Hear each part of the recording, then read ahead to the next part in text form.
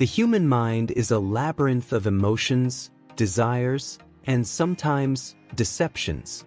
Today, we unravel the story of Eliza Morgan, a woman who captivated an entire community with her tale of suffering. Her tearful eyes told stories of being wronged, her trembling voice recounted injustices that sparked outrage in everyone who heard her speak. We rallied around her, protected her, fought her battles. Because that's what decent people do when they see someone in pain, they help. But what happens when the victim you've been defending turns out to be something else entirely? When the tears you've wiped away were manufactured, and the trembling voice was just another performance. This is a story about manipulation so subtle and devastating that it nearly destroyed multiple lives. A reminder that sometimes, the most dangerous predators are the ones who've perfected playing prey. It began on a rainy Tuesday evening when Eliza Morgan moved into the small apartment complex on Willow Street. She arrived with just 2 suitcases and a haunted expression that immediately drew concern from her neighbors. Sarah Johnson, who lived across the hall, was the first to reach out. She seemed so fragile, Sarah would later tell investigators. Like she might break if someone spoke too loudly. Within days, everyone knew fragments of Eliza's story, an abusive ex-husband who had systematically isolated her from friends and family, drained her finances, and left her starting over at 43 with nothing but emotional scars and nightmares. The community embraced her immediately. Neighbors brought home-cooked meals. The building manager waived her security deposit. The local support group for domestic abuse survivors welcomed her with open arms. Eliza's gratitude seemed boundless, her relief palpable. She had finally found safety, she told them. She could finally begin to heal. Nathan Reeves was the landlord's son, a quiet, respected high school teacher who volunteered weekends at the community center. When he offered to help Eliza navigate resources for domestic violence survivors, no one thought twice about it. Nathan had always been the helper type. When Eliza began confiding in him about her ex-husband's escalating threats, Nathan became increasingly protective. "She showed me the text messages," he told his father one evening. "The man is unhinged, threatening to find her, to make her pay for leaving." Within 2 months, Nathan had installed new locks on Eliza's doors and a security system at his own expense. He started checking on her daily, bringing groceries when she claimed to be too scared to leave her apartment. His girlfriend of 3 years, Megan, noticed the change immediately. It was like Nathan had appointed himself Eliza's personal guardian, she would later recall. "I understood wanting to help, but something felt off." The first incident happened in late September. Eliza called Nathan in hysterics, claiming someone had broken into her apartment while she was at a job interview. Nothing was stolen, but personal items had been moved, a hairbrush on her dresser, photographs rearranged.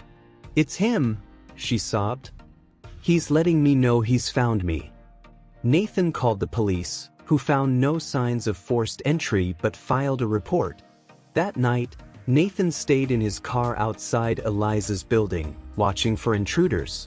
When Megan questioned his growing involvement, Nathan accused her of insensitivity. "You have no idea what she's been through," he snapped. Their relationship began to fracture under the weight of his preoccupation with Eliza's safety. Meanwhile, Sarah from across the hall mentioned to another neighbor that she'd been home all day and hadn't heard anyone enter Eliza's apartment. But no one paid attention to this discrepancy, not yet. By November, Nathan had ended his relationship with Megan, who couldn't compete with his mission to protect Eliza. The incidents escalated, threatening notes left on Eliza's windshield, a slashed tire, late-night calls where the caller just breathed heavily before hanging up. Nathan documented everything, building what he believed was evidence against her abusive ex. He even contacted a lawyer friend about restraining orders. When Eliza lost her new job because of stress-related absences, Nathan paid her rent. "I can't watch someone go through this alone," he explained to concerned friends. Meanwhile, Eliza's stories at the support group became increasingly detailed and horrific. Other survivors were triggered by her accounts but rallied around her. The group coordinator, Dr. Leah Wilson, noticed something curious though. Eliza's stories seemed to evolve, incorporating elements from other women's experiences shared in previous sessions. But calling out a trauma survivor was unthinkable. The unraveling began with a casual comment. Nathan mentioned to Eliza that his brother was a detective in Cedar Rapids, Iowa. 2 days later, Eliza tearfully recounted a new threatening email from her ex. "I know where you are. Cedar Rapids can't hide you forever." Nathan froze. Eliza had never lived in Cedar Rapids, and he had never told her he grew up there. It was just where his brother currently worked.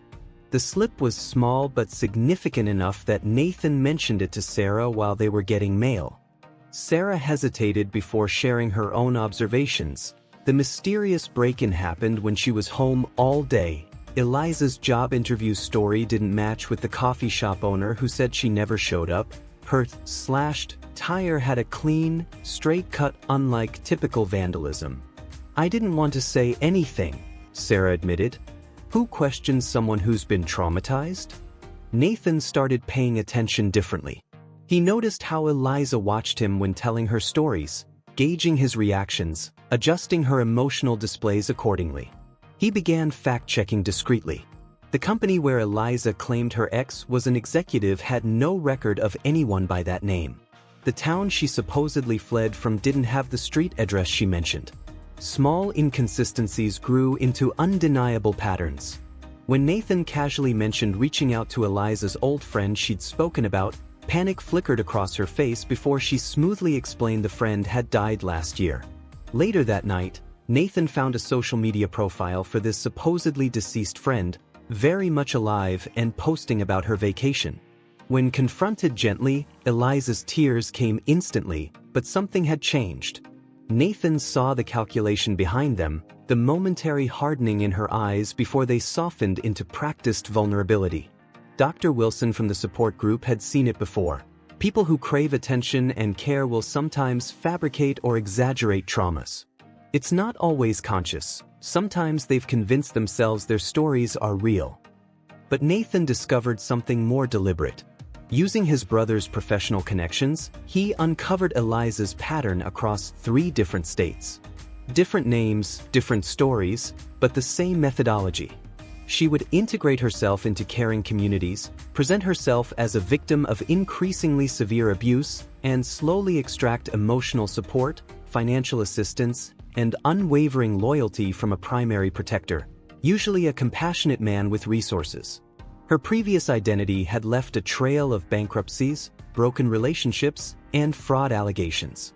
In Portland, she'd been Emily Walsh, fleeing religious persecution. In Scottsdale, Lisa Mercer, escaping a stalker. Each time, she disappeared when too many questions arose, taking with her thousands of dollars and leaving emotional devastation behind. When presented with the evidence, Eliza didn't break character immediately. She escalated, claiming Nathan was working with her abuser, that everyone had been manipulated. She even injured herself and accused Nathan of attacking her when she discovered his betrayal. For 48 tense hours, the community was divided. Some still believed her. The pull of her victim narrative was that strong. But Sarah had quietly gathered residents who'd noticed discrepancies. Dr. Wilson provided expert insight on manipulation tactics. Eventually, faced with irrefutable evidence and her rapidly dissolving support network, Eliza's facade cracked. The transformation was chilling, her vulnerable posture straightened, her tearful voice hardened. "You people are so desperate to be heroes," she told Nathan with cold amusement. "So eager to rescue a damsel in distress that you never question the story. It would be pathetic if it wasn't so useful."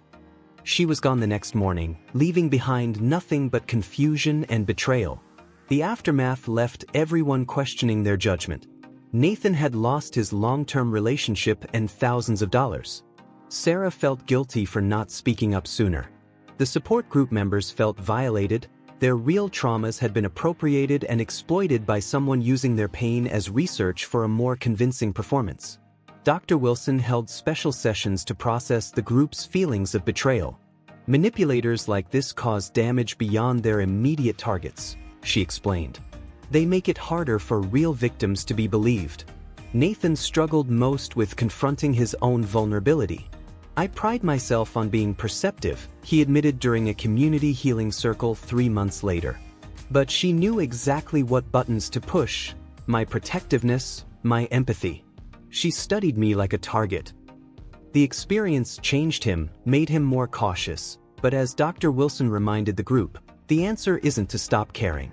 It's to care wisely, with both heart and discernment. If this story made you question what you think you know about people, you're not alone. Remember, awareness is our first defense against manipulation. Life isn't black and white, and neither are the stories we share on this channel. From heartbreak to hope, from betrayal to redemption, each story holds a mirror to the human experience. If it struck a chord, leave a comment. We want to hear your thoughts. Like, share, and subscribe to join a community that dares to look deeper. Because the truth isn't always obvious, and sometimes the most powerful stories are the ones that challenge everything we believe. Until next time, stay kind, stay sharp, and stay curious.